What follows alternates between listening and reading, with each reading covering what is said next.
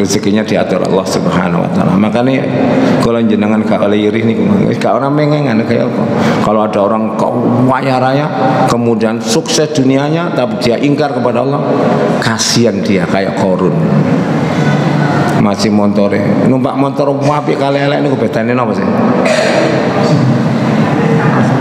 Rasane nggih.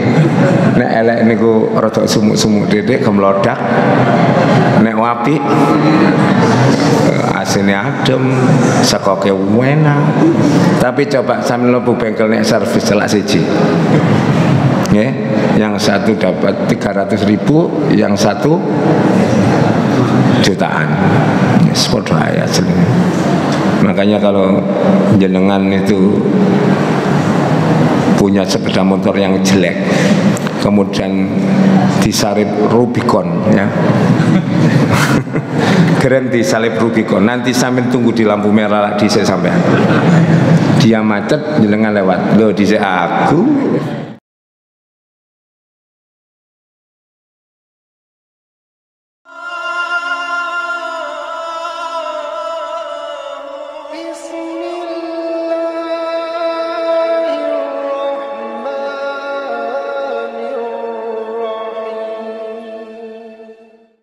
Bismillahirrahmanirrahim. Assalamualaikum warahmatullahi wabarakatuh.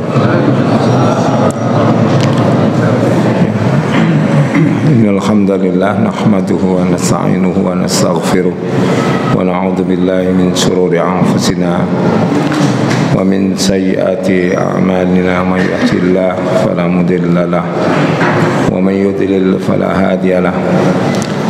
Asyhadu an la ilaha illallah wahdahu la syarika lah wa asyhadu anna Muhammadan abduhu wa rasuluh.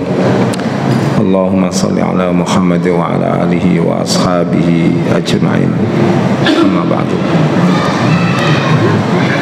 Alhamdulillah, mari kita bersyukur pada Allah Subhanahu wa taala atas nikmatnya. Pada kesempatan ini kita masih diberikan iman, keislaman dan kesempatan serta nikmat yang sangat banyak dari Allah Subhanahu wa taala sehingga bisa hadir di majelis yang kita cintai ini, mulia ini. Salat salam mudah-mudahan terlimpahkan kepada Nabi kita Muhammad sallallahu alaihi wasallam, ya, para keluarga dan sahabat-sahabatnya serta pengikutnya. Hari ini kita akan membahas bab baru, bab tentang keutamaan lapar, kesederhanaan hidup, berhemat dalam pakaian, minuman dan makanan serta mengekang hawa nafsu.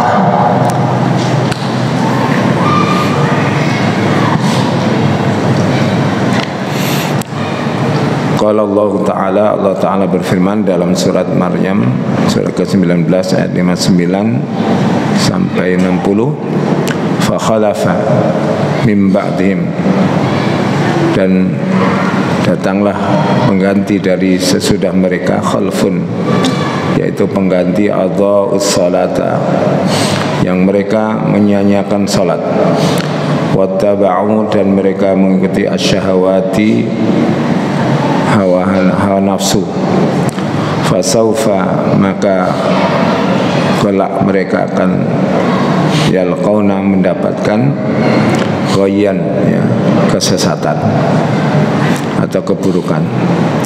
Illa man taba, kecuali orang yang tobat, wa amana, dan dia beriman, wa amila salihan, dan beramal salih, fa ulaika, maka mereka itulah yadkhulunal jannata, mereka masuk surga, wa la yudlamuna syai'an, dan mereka tidak dizalimi sedikit pun. Ya, surat Maryam ayat 58 ini, sebelum ayat ini menjelaskan tentang generasi yang sangat baik, ya, yaitu generasi yang mereka digambarkan oleh Allah Ta'ala mendapatkan nikmat, ya, seperti para nabi dan anak keturunan Adam dan beberapa orang yang dibawa oleh Nabi Nuh dan keturunan Nabi Ibrahim dan Israel itu Nabi Yakub, wa wa mimman hadaina wa tabaina, dan diantaranya orang yang kami beri petunjuk dan kami pilih. Idza tutla alaihim ayatul rahmani kharru sujada wa baqiya, ketika mereka dibacakan ayat-ayat Allah maka mereka tersungkur dengan bersujud dan menangis. Lalu pada ayat yang ke-59 ini Allah menggambarkan generasi yang buruk, na'udzubillah min dzalik. Fa khalafa min ba'dihim khalfun, maka sesudah mereka ada pengganti, adha'us shalah, yang mereka menyia-nyiakan salat. Ya. Para ulama berbeda pendapat tentang masalah menyia-nyiakan salat. Ada yang berpendapat mereka adalah yang meninggalkan sholat sama sekali, itu termasuk menyia-nyiakan sholat. Terlebih dalam perkara-perkara yang lain, karena sholat yang merupakan tiang agama ini sudah tidak dipegang. Jadi sholat ini merupakan imaduddin, dan meninggalkan sama sekali termasuk di dalam makna atau sholat, atau ya meninggalkan sholat ya tapi kadang sholat kadang juga tidak, itu juga termasuk dalam makna adha'us sholat ya. Wattaba'us syahawat, dan mereka mengikuti hawa nafsu ya. Jadi sumber kerusakan yang utama adalah, yang pertama adalah menyia-nyiakan sholat ya, tidak menjalankan sholat. Dan tentang hukumnya para ulama berbeda pendapat tentang masalah orang yang meninggalkan sholat. Ada yang mengatakan al-kufur sebagaimana hadis Nabi ya, bainal abdi wa bainas syirki tarkus sholat, di antara seorang hamba dan syirik adalah meninggalkan sholat. Al-ahdul ladzi bainana wa bainahum as-shalah ya, perjanjian di antara kami dan mereka adalah meninggalkan sholat. Faman tarakaha faqad kafar, siapa yang meninggalkannya adalah kufur ya. Ya. Sedangkan Imam Syafi'i berpendapat berbeda ya. Ya. Menurut suatu pendapat yang bersumber dari Imam Syafi'i, mereka mengatakan bahwa orang yang meninggalkan sholat hukumnya kafir. Pendapat mereka berdasarkan kepada ini, dan ada yang dimaksudkan ada tidak kafir, keluar dari agama Islam. Wallahu a'lam. Fasaufa yalqauna ghayya, maka mereka akan mendapatkan kesesatan. Jadi sumber keburukan yang disebutkan Allah di dalam ayat ini adalah satu, adha'us shalah atau tarkus shalah, meninggalkan salat. Yang kedua adalah mengikuti hawa nafsu. Dan orang yang salatnya bagus, salatnya benar, itu disampaikan oleh Allah Ta'ala, inna salata tanha anil fakhsya'i wal munkar. Sesungguhnya salat itu bisa mencegah seseorang dari perbuatan keji dan mungkar. Maka ini perlu kita perhatikan untuk kita sendiri juga, khususnya anak-anak kita. Jadi Allah Ta'ala berfirman, muru auladakum bis salat wastabir 'alaiha. Perintahkanlah anakmu untuk melaksanakan salat dan bersabarlah kamu dalam melaksanakannya. Nabi juga bersabda, muru auladakum bis salati wa hum abna'u sab'in. Perintahkanlah anak-anakmu untuk melakukan salat ketika usianya sudah mencapai 7 tahun. Wadribuhum 'alaiha wa hum abna'u 10.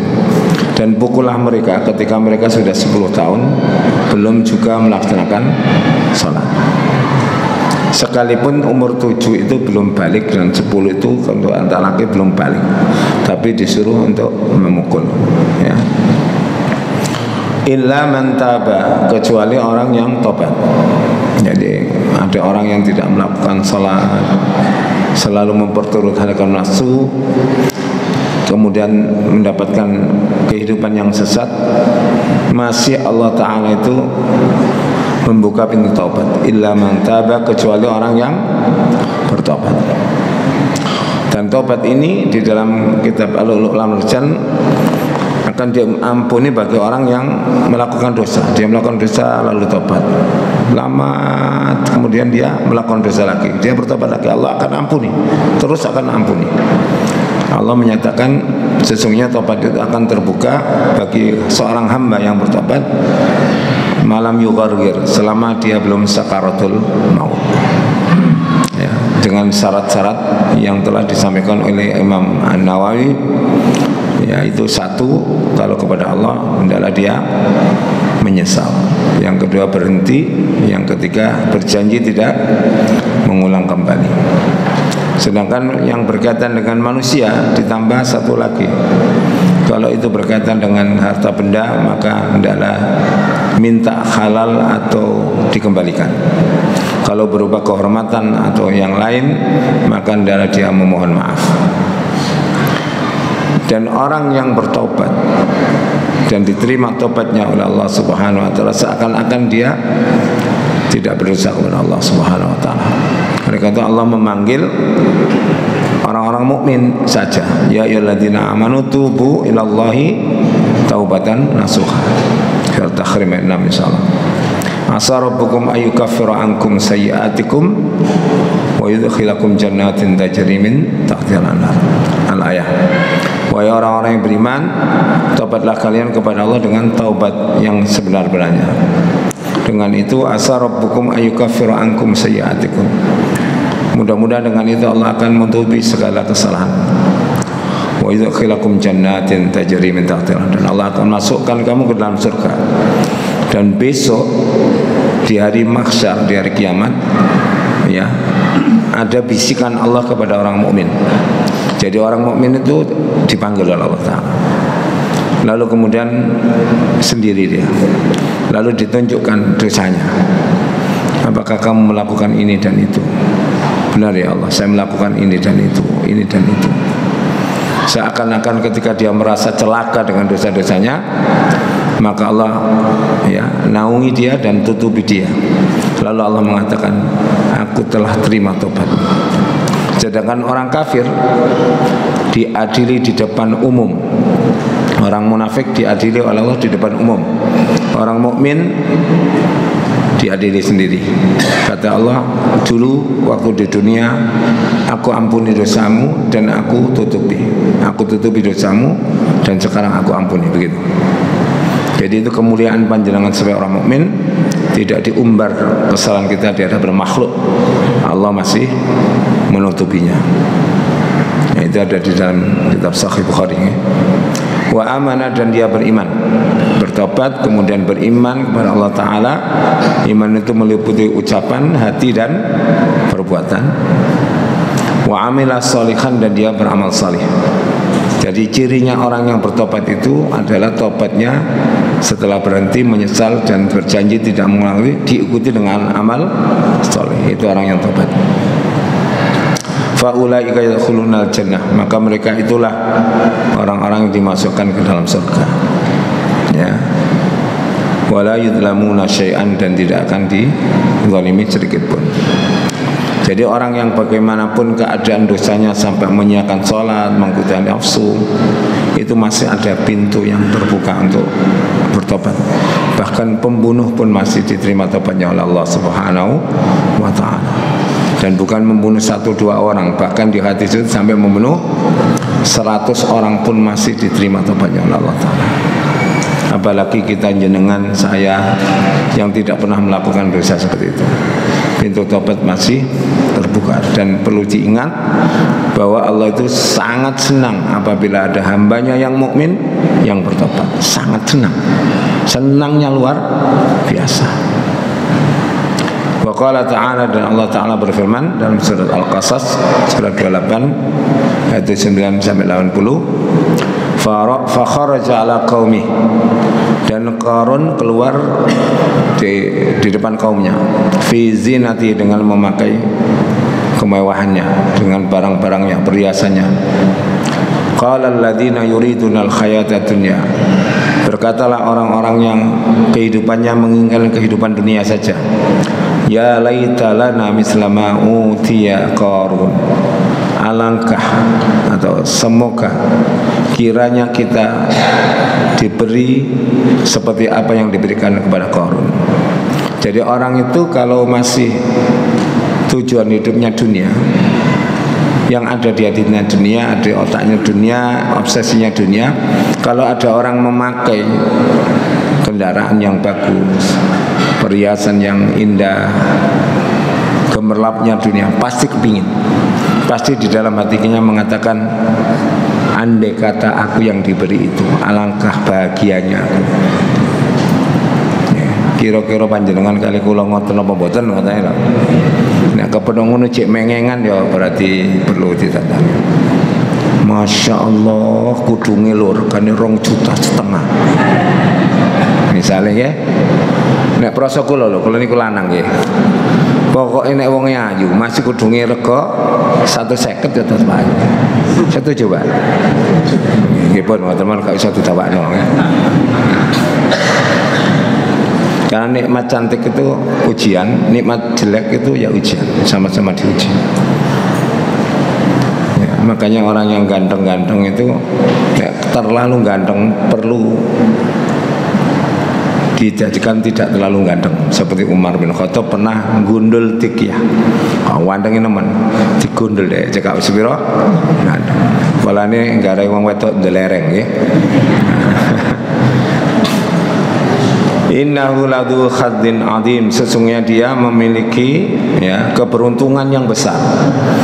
Bapak-bapak, ibu-ibu, coba kita lihat orang sekarang. Kalau ada orang bakatnya selalu naik, hartanya selalu berkembang, usahanya selalu sukses, gimana komentarnya? Komentar banyak orang gimana? Anjene derajat didukur oleh nikmat sesuai dengan amal dan perbuatannya. Lak ngoten nggih. Padahal Qarun niku sugih yo amale welek lho sugih niku ngeten. Mosok gak paham. Allah telah tunjukkan kepada kita di Quran ada orang yang sukses dunianya tapi kafir. Sukses betul. Qarun itu luar biasa. Suksesnya luar biasa. Haman itu suksesnya luar biasa. Apalagi Fir'aun, bosnya Qarun. Tambah nemen luar biasa kesuksesannya. Terus sambil ngomong sesuai amal perbuatannya, itu nyalai Quran. Sedangkan di Quran ada orang yang takwanya luar biasa dan sukses dunianya luar biasa. Sinten? Nabi Sulaiman, Nabi Daud. Kalau di kalangan sahabat itu seperti Utsman bin Affan, ya, Umar bin Khattab termasuk kaya, Abu Bakar As-Siddiq. Ada yang sangat kaya siapa? Yang Abdurrahman bin Auf, sampai Nabi mengatakan andai kata Abdurrahman itu jualan pasir payu. Nang Arab loh betul pasir loh Pak. Orang itu kalau ditakdirkan kaya Pak, kulaan mobil, kurung ditawakno wis dijupuk uang. Ya ada enggak? Masih dibawa pulang loh. Belum diapa-apakan, wis tak tukune, tak badani 5 juta. Padahal sing gak bakat, nawakno balak-balik orang ono sing kenyang. Nek disekel dheke payu. Sidik jarinya beda, mukanya beda, takdirnya beda. Makanya jangan gak usah iri wong takdiri dewi-dewi. Nggih. Nggih napa mboten? Nggih. Enten sing mondok 12 tahun ya gak dadi apa-apa. Ana sing beberapa tahun jadi. Memang takdirnya beda. Nggih. Ibu-ibu saja loh.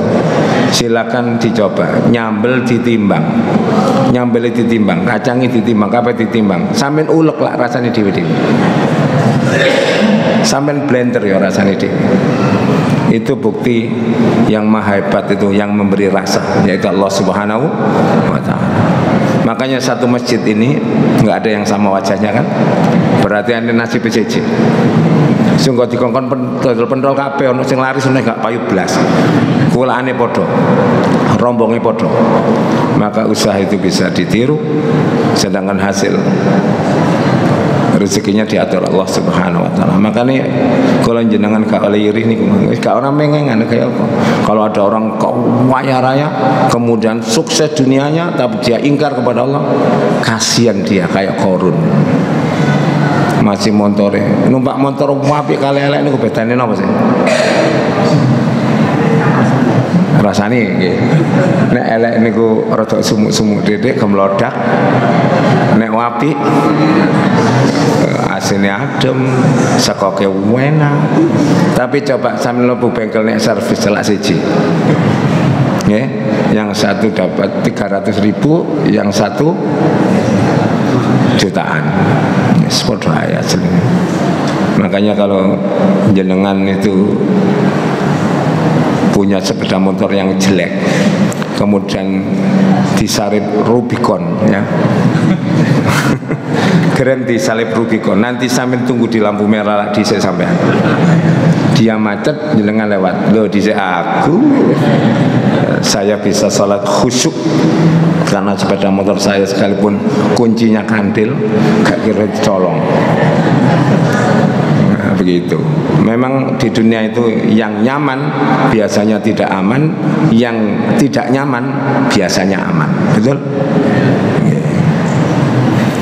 Wa qala alladziina utul ilma, dan berkata orang-orang yang diberi ilmu, orang yang alim, beda pandangannya. Wa ilakum thawabullahi khair liman amana wa amila shalihan. Celakalah kalian, sesungguhnya pahala yang disediakan Allah di sisinya lebih baik bagi orang yang beriman dan beramal saleh. Bagaimana tidak beruntung? Ya, pahala Allah Ta'ala itu abadi. Kemudian yang dinikmati di surga itu tidak menimbulkan penyakit dan sakit, tidak ada payah, yang adanya senang dan gembira. Sedangkan di sini kalau panjenengan punya banyak, pasti pusingnya banyak dan ribetnya banyak. Punya sedikit, yang ngeluh pola mek didik. Ya, sama-sama diuji Allah Subhanahu wa taala. Saya punya ya, masih saudara. Kemudian beliau orang yang saya lihat sederhana banget, agamanya bagus. Ya, saya ke rumah beliau itu malam-malam, masih bude saya. Kalau buka, lu gak dikancing, mboten dikancing bude kirane. Lah apa mati kancing, jangan cukup bayang iku aja. Tapi beliau itu senyumnya banyak, Pak. Betul. Anaknya itu sakit kanker selvik. Itu tidak pernah mengatakan sambatan, artinya mengeluh kepada Allah Ta'ala. Ucapannya hanya banyak bersyukur, dan kalau sakit ya aduh, tapi tidak mengeluh kenapa saya begini dan begitu. Diuji oleh Allah Ta'ala. Meninggalnya dia mengucapkan syahadat lengkap plus. Nah, apa bisa ditukar dengan orang-orang kaya yang mau mati kemudian dipukul oleh malaikat itu? Makanya kalau jangan lihat dalam surat Ali Imran ayat 14 itu, zuyina linnasi hubbus syahawati minan nisa, sampai akhirnya Allah mengatakan zalika mataul hayati dunya. Itu hanya kesenangan dunia. Dan di sisi Allah ada kesenangan yang sangat baik. Itu bagi orang yang beriman. Kalau tidak beriman nggak punya pandangan seperti itu. Orang beriman itu contohnya istri Fir'aun. Namanya siapa? Asia. Dia mengatakan Fir'aun itu kaya, pengaruhnya luar biasa. Ya, ditakuti dan ditunduki sampai mengaku Tuhan pun nggak ada yang komplain. Kalau semua ini bantah. Dia mengatakan Rabbi benilim indaka baitan fil jannah. Ya Allah, bangunkanlah aku sebuah istana di surga. Wa najjini min fir'auna wa amali, dan selamatkanlah aku dari Fir'aun dan perbuatannya. Wa najjini minal qaumidz zalimin, dan selamatkanlah aku dari kaum yang zalim. Tidak punya ketertarikan sama sekali dengan harta Fir'aun, tidak punya ketertarikan dengan kekuasaannya, tidak punya ketertarikan dengan orang yang selalu patuh padanya. Dia nyalip tukang sihir aja nggak ada yang protes. Yang disuruh kemudian kalah dengan Nabi Musa lalu beriman, dia potong, nggak ada yang protes. Dia menyembelih bayi laki-laki, tidak ada yang protes. Itu menunjukkan Fir'aun itu adalah punya kekuasaan yang sangat besar. Tapi panjenengan lihat istrinya, orang mengeng blas betulnya nih Fir'aun. Waktu dia disiksa, Allah tunjukkan surga di matanya sehingga dia tidak merasakan sakit. Ya, itu contohnya Asia. Wanita yang terbaik di dunia itu ada 4. Pertama itu adalah istri Nabi Khadijah binti Khuwailid yang membuat Aisyah cemburu. Wong mati diling-iling terus kalau Nabi sampai Aisyah cemburu. Padahal Aisyah juga tidak pernah ketemu Khadijah, tapi cemburu. Yang kedua adalah Fatimah Az-Zahra, istri Ali bin Abi Thalib, yang suatu ketika dia minta pembantu kepada Nabi karena lecet tangannya kalau mau masak itu harus deplok dulu, nutu dulu. Lalu kemudian, ya Rasulullah, belilah aku pembantu. Waktu itu aku akan ajari kamu sesuatu yang lebih baik dari pembantu. Ucapkanlah subhanallah walhamdulillah Allahu akbar, iku luwih apik. Nabi Muhammad itu ya napa? Ono anak yang jawab pembantu utama dikon wiritan. Tapi Fatimah paham itu lebih baik, dan itu kamu gak akan butuh membantu. Sehingga hadis itu dijadikan sandaran hukum oleh para ulama. Sesungguhnya diantara hikmah zikir adalah menguatkan fisik, dicoba mawon lah ya. Agama ini gak usah teori agak-agak, wis damalno yang hadis sakit damalno, nanti jenengan akan tahu hikmah itu. Sehingga tidak diceritani hikmah sedekah ku mbak ngene-ngene, wis karo dhewe ya aku salah paham nggih. Qala ta'ala, Allah Ta'ala berfirman, "Tsumma latus'alunna yauma idzin 'anil na'im." Sungguh kalian pasti akan benar-benar ditanya pada hari itu tentang napa? Semua nikmat, semua karunia Allah Ta'ala. Oh, nek ndelok ngeten iki punya napa? Panjenengan karo apa sampe nek duwe duit triliunan yes ya oleh, tapi kudu eling nek ditakoni. Yes, tapi aku ditakoni. Nah, makanya bagi seorang mukmin diberi banyak dia bersyukur karena apa? Alhamdulillah ya Allah, Engkau percayakan aku memegang perbendaharaanmu untuk aku salurkan kepada orang yang lebih butuhkan dan untuk jihad fisabilillah. Tapi kalau dia ditakdir miskin, halah paling sudah tahun 70 tahun baru mati nang kuburan, aku seneng tok. Nabi Muhammad 63 tahun sekarang sudah di kuburan 1500 tahun. Karena apa-apa itu menghibur diri, memang harus dihibur. Sing suki aku kudu dihibur. Alhamdulillah Gusti Allah percaya aku kaya Abu Bakar. Muga-muga aku kaya Abu Bakar, ngoten. Gitu. Makanya kalau jenengan berminat jadi kaya boleh. Ya. Mungkin doanya begini mungkin, ya Allah jadikanlah aku kaya, sekiranya aku bisa seperti Utsman bin Affan, atau sekiranya aku bisa seperti Abu Bakar. Jika hanya seperti Cina yang kafir itu gak berminat kalau Gusti, ngoten lho. Gak apa-apa kan doa begitu, baik kok itu. Yeah. Kemudian inilah, maka setiap nikmat harus kita syukuri supaya tidak membebani kita di hari kiamat. Dan mensyukuri nikmat itu ada 3 macam. Satu, dengan hati jenengan, al-i'tiraf bi anna kulla syai'in minallah, mengakui bahwa segala nikmat itu dari Allah. Semuanya saya ngaku ini dari Allah. Saya memang berusaha ya Allah, tapi kalau engkau tidak memberiku, tidak akan ada apa-apanya. Berapa banyak orang yang pontang-panting mencari rezeki tapi belum diberi oleh Allah Ta'ala. Kadang seharian pun jualan hanya laku 1 piring. Itu ada cerita saya, 1 piring nasi goreng, 1 piring dong. Ya itu contohnya. Nah, terus saya nasihati ini, uripmu kok wangi ono opo. Kamu harus cari, kenapa kok mulutnya pol? Ya. Saya tanya. Berkemungkinan ada beberapa dosa besar yang dia kerjakan. Di antaranya saya tahu, awakmu ku wani mbek ibumu. wantan terus ngelarani hati ini, kemungkinan ada nit yang tidak bagus dari ibunya sehingga terjadilah yang itu. Karena di dalam hadis ridallah fi ridal walidain wa sukhtullah fi sukhtil walidain, kan gitu ya. Ridhonya Allah bergantung ridho kedua orang tua, kemurkaan Allah juga begitu. Nek ono nite ini kok rada angel. Makanya ibu-ibu, bapak-bapak kalau punya anak yang agak sulit diatur, jenengan maafkan saja.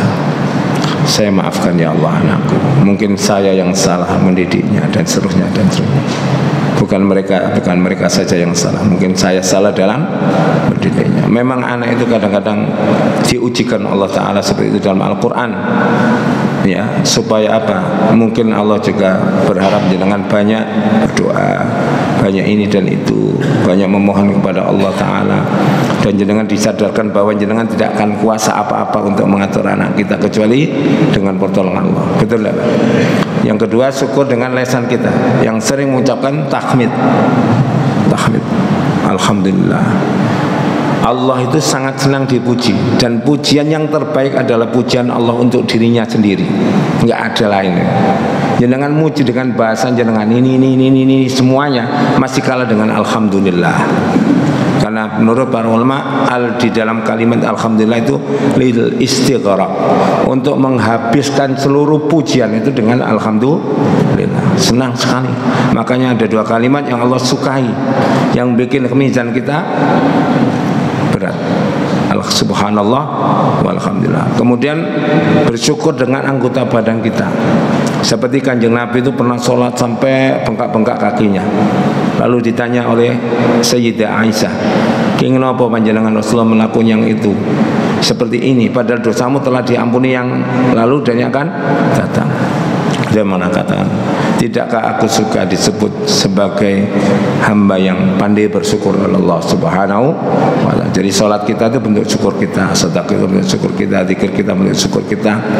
Sehingga jenengan semakin banyak bersyukurnya, semakin Allah suka, semakin Allah ridhoi. Ya. Mudah-mudahan panjenengan semua saya bisa begitu.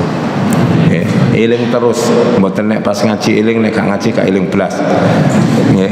Tetap eling, masih gak nemen koyo ngaji. Enggak ada Pak orang ingat Allah seperti di Majlis Al-Alim, enggak ada.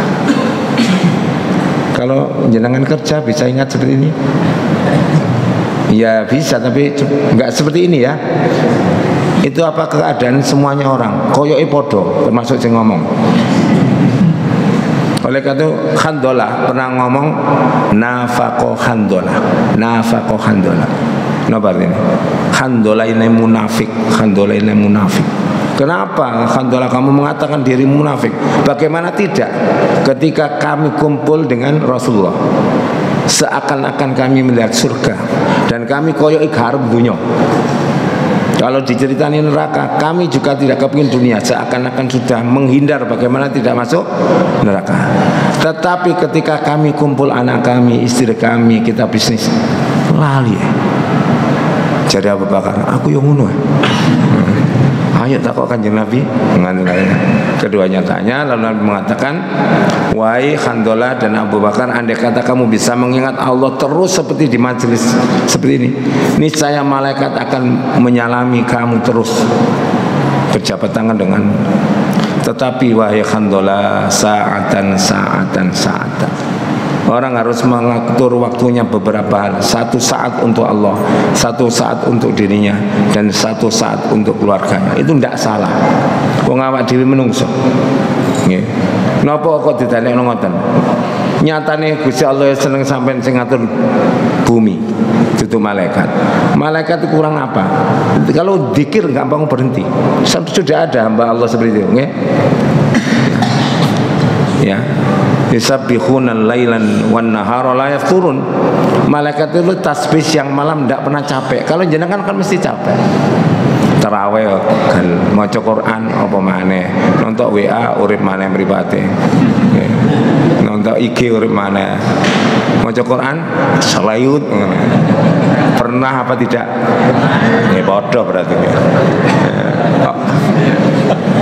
Ya seperti itulah keadaan kita. Mungkin ada yang kuat tirakat malam hari, tirakat mulai jam 1 sampai subuh 1, 2, 3, 4 3 jam ya. Kan mek 3 jam. Sing gawe mikir donya. Besok jam pinten? 7, 8, 9, 10, 11 masih banyak. Makanya kemudian kalau jenengan sama saya ngaku wakeh kok ya gak pantes ya. Nggih. Kecuali jenengan seperti Kanjeng Nabi umur 40 gak nyambut gawe wis ngurusi akhirat. Nabi kan sudah sukses. Idealnya begitu sesungguhnya. 40 ngurusi akhirat. Lah wong suwidak sik nyambut gawe ya. Ya, niatnya nyambut gawe, ya Allah saya kerja ini juga perintahmu. Ini ibadah umum ya Allah. Yang penting jenengan ingat halal haram, berarti jenengan berzikir pada Allah. Nyambut gawe ruhi ke halal haram berarti berzikir dengan anggota badan. Makan dengan tangan kanan berarti berzikir dengan anggota badan. Ngombe tangan kiwa mari ngaji gak zikir berarti. Lho mari pengajian lho enten. Mari diterangno lho. Mangane jek tangan kiwa tapi kerupuke. Sekoe mboten, kerupuke. Kan mboten enten hadis pengecualian. Kecuali kerupuk kan enggak ada kan? Kan enggak ada kan? Ya manut ae sampean. Kalau diingatkan ya terima kasih. Dielingno anake kadang-kadang iki mang jek tas. Nek salah nggih salah. Enak kok tadi wong salah ngaku salah. Gusti Allah remen. Contohnya Nabi Adam ditegur, "Kenapa kamu makan buah larangan itu?" Ya Allah saya menganiaya saya sendiri. Qala rabbana zalamna anfusana. Mari ya. Nggih. Nek sampean jarak ya Gusti Allah roh nggih. Mari salah istighfar, salah istighfar. Gusti Allah ngerti kalau main-main ya. Makanya jangan main-main sama Allah Subhanahu wa taala. Berikutnya firman Allah Subhanahu wa taala dalam surah Al-Isra surah 17 ayat 18. Man kana yuridul ajilah. Siapa yang menginginkan dunia. Ajilah itu sesuatu yang bersegera. Makanya ada takjil itu dari kata ajala yu'ajilu takjil. Semerap takjil. Kenapa Bu? Mangan gorengan. Pokoknya yang bukan nasi itu orang Indonesia sebut takjil. Nek sholat cepet, sholat yang apa sih? Ya sholat takjil. Nek tarawih kan pelan-pelan artinya. Berarti sholat takjil rakaat ini. Sholat banter-banteran kan ya. Kesusu-susu kan takjil. Ajalna lahu, kami akan berikan segerakan baginya fiha di dalam dunia mana sya'u apa yang kami kehendaki. Liman nuri itu bagi orang yang kami kehendaki, yang kami inginkan dan kami kehendaki. Jadi kalau orang itu niatnya untuk dunia, kalau Allah menghendaki dan Allah menginginkan akan dikasih. Jangan salah. Orang itu bisnis banyak ya. Kayaknya iman kepada Allah, nyatanya enggak. Kenapa? Karena kalau bisnis dia enggak pakai sesuatu yang digantungkan atau membaca mantra-mantra atau setiap Jumat ini libur, Selasa ini libur, gak oleh baik, maka sesungguhnya dia tidak beriman kepada Allah Ta'ala. Kathah napa mboten?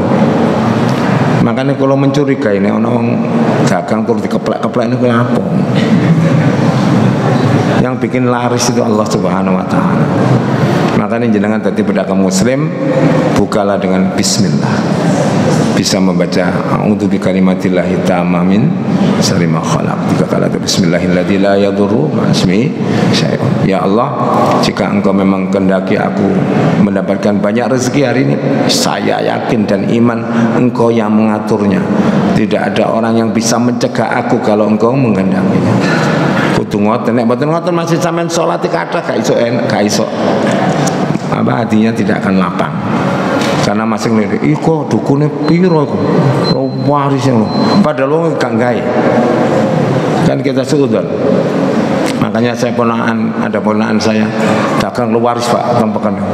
Kalau takon namanya Zaim. Aim, kon gawe dukun tak mboten lek nek gawe aja sembayang kula. Gawe apa kon sembayang enggak percaya Allah. Nggih. Gitu Pak. Karena dia meyakini rezeki itu dari penglaris. Masih sampean gawe dukun 200, nek Allah ngersakno melarat mesti melarat sampean. Saya yakin begitu. Tapi orang meyakini kalau saya nggak pakai ini nggak payu. Yo ngono terjadi karena ada hadis qudsi, ana inda dhonni abdi bi. Saya bersangka bersama prasangka hambaku terhadap diriku. Betul Pak ya? Makanya masih nggak sikap masih tutup pundi Gunung Kawi masih tutup dia melarat.